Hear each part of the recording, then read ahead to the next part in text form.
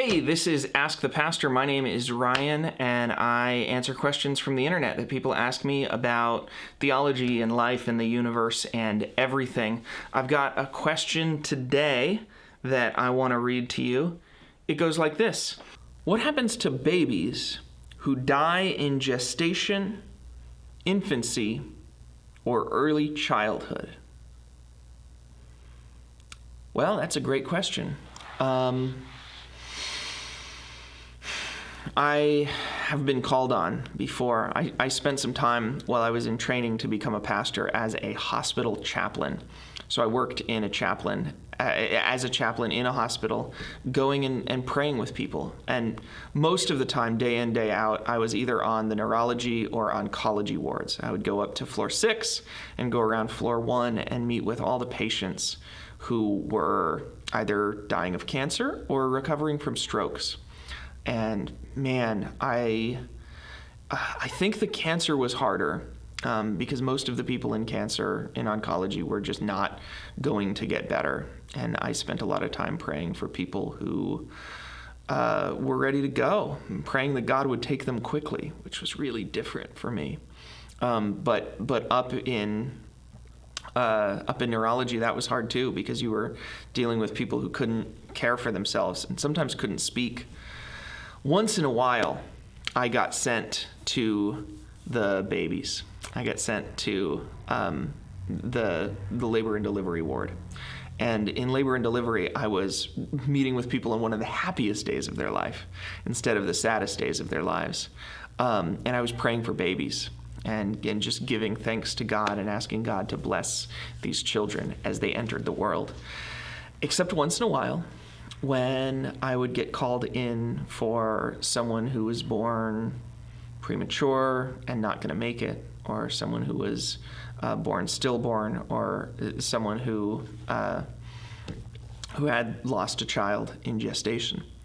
And my job as a chaplain wasn't to teach these people theology or to take a particular perspective on when life begins, but I would follow their perspective. And very often they would tell me, I want to mourn the loss of my baby. And so we would do that.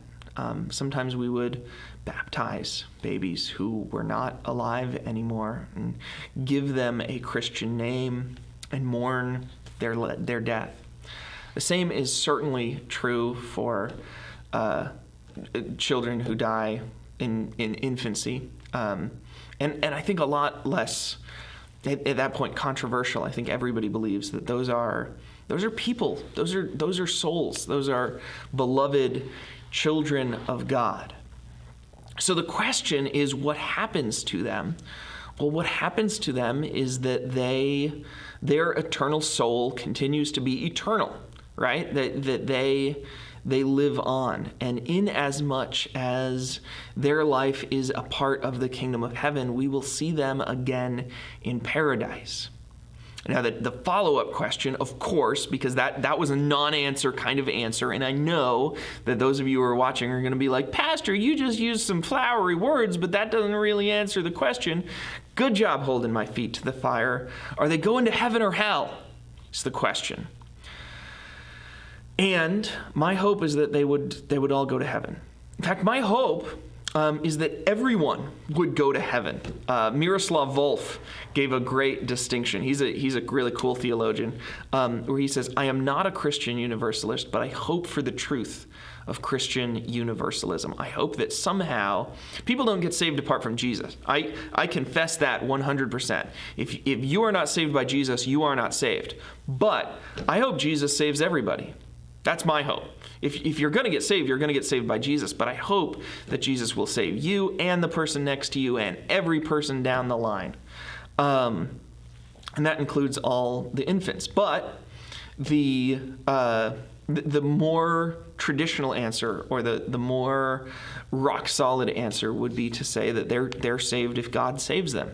Or another way, a kind of more fancy theological way, would be to say they are saved if they are elect. If God, before the beginning of time, foreknew them and chose them to be saved. And if they did, then it doesn't matter if they prayed a sinner's prayer, or if they believed the three things, or if they wrote their name on a Bible with a date. Those kinds of things do not save you. Those are works. And we are saved by grace through faith, and that faith is not of ourselves.